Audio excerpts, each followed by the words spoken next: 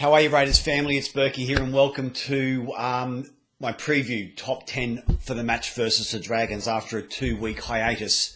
And it's been a very long 2-week burn, believe me, after the loss to Para in Darwin. Those sorts of games, after you lose and you have a break, there's nothing worse than it. You've got to wait, as I said, a fortnight to make amends as a player.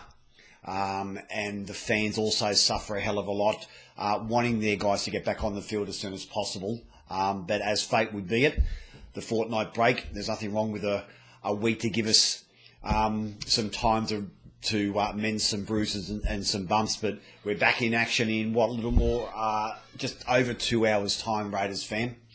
So look, this is a really, really big game with 9 weeks left, which I'll cover towards the end of my top 10. These sorts of games now we have to put in the bank. But let's start with the top 10. Let's talk about the Dragons first, okay? So number 1, I've gone for Tariq Sims. Now, this guy's going to be burning after missing Origin 3. So that's a real worry to me. He's an edge runner, and he's also pretty much their main enforcer in their pack. He's going to be hunting Jack. He's going to be hunting Aiden. He loves zoning in on halves, Sims. So he's going to be very aggressive in putting pressure on our kickers and also putting pressure on our ball players before they get the pass away or the second man pass away. The other big thing with Sims, we've got to be very careful. He's one of the best edge runners in the game where he hits a hole close to the line. He starts in and then drifts away and hits the hole really, really well. So it's going to be on Corey Norman's side, I'm thinking, unless he gets changed over. So we've really got to be pushing up in defence and not giving him that hole to run to. We've got to back our men on the inside to get across, and our outside men have to push if they see that hole opening. But Sims is a real danger for those reasons I mentioned. Number 2, I've gone for Corey Norman. Now, just like he did at Parramatta, Corey Norman plays very slowly to the line. He just about dawdles up. Subconsciously, your mind's thinking, well, if he's playing slow, I'll play slow. And 9 times out of 10, he tries to get the defence to hold back, not go in and hammer him, and then he accelerates through it. So we've got to take his time management off him by getting up in his face very quickly and crowding him from the outside. We've got to get up and hit his runners inside and out. Make him go himself. He's nowhere near a threat running himself than playing close to the line and then getting the ball away. So we've really got to be conscious of the fact that he plays very slowly, but we've got to play very quickly on him. Also, post-Origin letdown is highly possible after losing Wednesday night. The mental fatigue factor kicks in. So we also, if we can get up in his face early and rock his confidence a little bit, he may have a very, very quiet afternoon. Number 3, I've gone for the edges for St George. Watching their game against the Storm, St George don't play very much through the middle third. They like to hold their own in and around the middle, and they quickly hit the edges either left or right on even the first tackle or second tackle. They very rarely try and do 3 or 4 rucks straight down the middle corridor. They don't really have the firepower other than Paul Vaughan with their pack, and particularly with James Graham out. So they really like to hit those edges with Sims, with Leilua and the like. So we've got to be on our guard to try and take away their field position, which I'll cover shortly how we're going to do that. But they really like playing the edges early in their tackle camp. Number 4, I've gone for Ben Hunt. Once again, post-Origin, a little bit flat. The worry I've got with Hunt is he's gone now from hooker in Origin, a very intense, always in the play now, to going back to halfback for St George. So he can really pick and play his moments today. He'll probably play right edge, so he can really duck into the line, duck out of the line, and rely on guys around him to give him that uplift that he needs. He's not going to be nowhere near as many times will he touch the ball, which is a worry because he can really pick and choose now as halfback compared to hooker what's unfolding in front of him. So we've just got to be very wary of his show and go, where he goes to the line, dummies, and goes through the gap. We've got to be very wary of that. He'll be their main kicker. So we've really got to get up in his face once again and take away his time management in the game. But Hunt is going to be a worry with the time that he's now got at halfback compared to hooker. So let's go to us. Number 5, I've gone for Jack. Once again, the Darwin games now are distant memory, hopefully in a lot of people's eyes. He's had a series win, so I'm expecting a lot of good things today from Jack. Darwin was a train wreck for him, but he's now, third game Origin. He's had 4 or 5 days now to recuperate. I'm expecting him to be far more solid today with his choices with the ball and his game management, and we need his game management on song today. He'll be playing right edge, so he's going to be up against the likes of Leilua, and he'll be up against Corey Norman. So he's really going to have to really work those guys over, use his frame to get through. Leilua does not like to do second or third efforts in attack, so we've really got to try and line up Leilua a lot and make him do repeat sets of sick, and that's where Jack can really work the inside ball to CNK on Leilua or Jeremy Lattimore, or go outside to Jared and the like. So I'm expecting big things from Jack today, as well. Those kicks to the corners, they have to be perfect today to try and hem the Dragons in those corners so we can get our line speed up and about.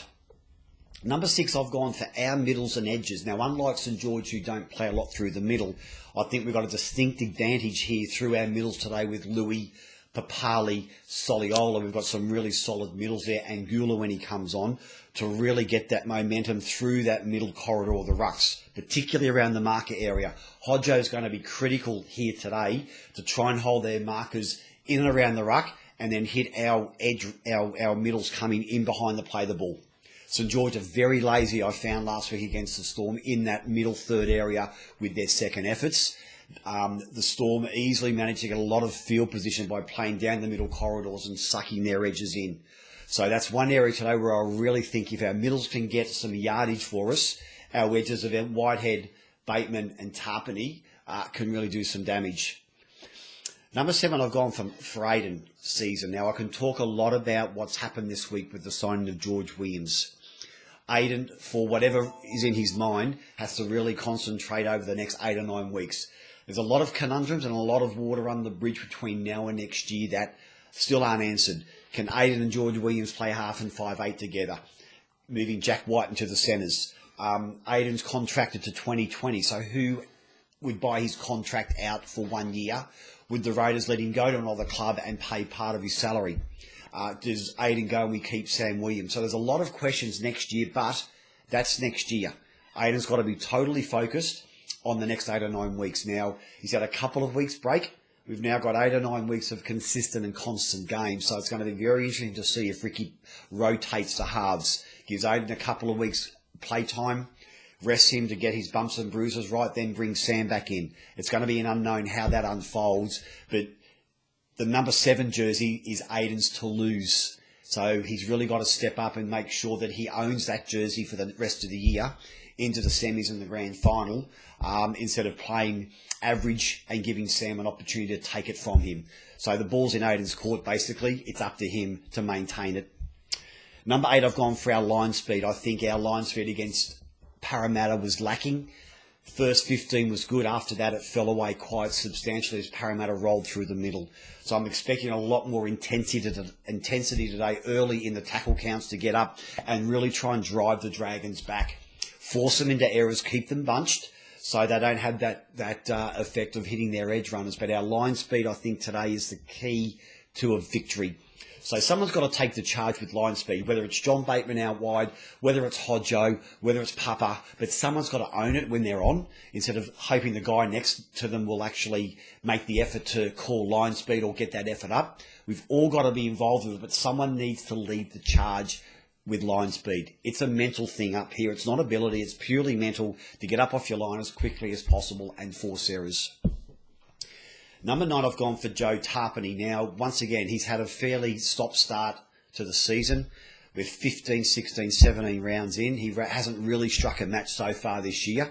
He had some good touches against Parramatta. He's had a week break, so I'm expecting him, and we need him the next 8 or 9 weeks with the type of player he is, the experience he's now got, to really become our forward leader. I'm expecting him to play 80 minutes today, and he needs to be leading from the front. He'll probably rotate middle to edge to middle, so he won't be too wide today. You'll leave that to Bateman and Whitehead properly. But we need Joe to really be forceful today, be aggressive, and use that big frame and that step and that offload. We need some offloads from him to get our second phase play going, particularly with CNK, Nick, Jordan, those types of guys. So now for the next 9 weeks is important that Tarpany really leads us with our momentum game.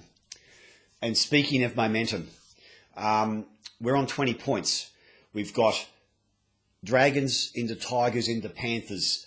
If we can get on a roll and win our next 5 or 6, it not only will guarantee us a top 8, but we'll be pushing for a top 4 and potentially a top 2. So all we've got to do is worry about winning and then get that momentum. 5 or 6 wins at this time of the year towards the semis is absolutely critical. As I said, form takes you out of the top 4 and injury takes you out of the top 8. So need to maintain we need to maintain our form to give ourselves a top 4 chance, and whichever way the dice may fall with South and the Roosters, I think Melbourne are too far gone now. South and the Roosters, we may even push for a top 2 depending on how those other teams play, but we can control our own destiny as long as we just keep winning.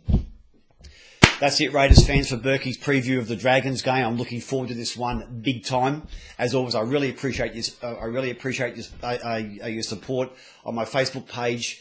My YouTube channel's up and running. You can hook me up on Twitter with any questions. The podcast as well, all the major podcast apps. So listen to this back on your way to work right now when you're sort of at home or whatever the case may be. All the podcasts are available, guys. But always, I love your support. This is Bourkey, Bleed Green, out.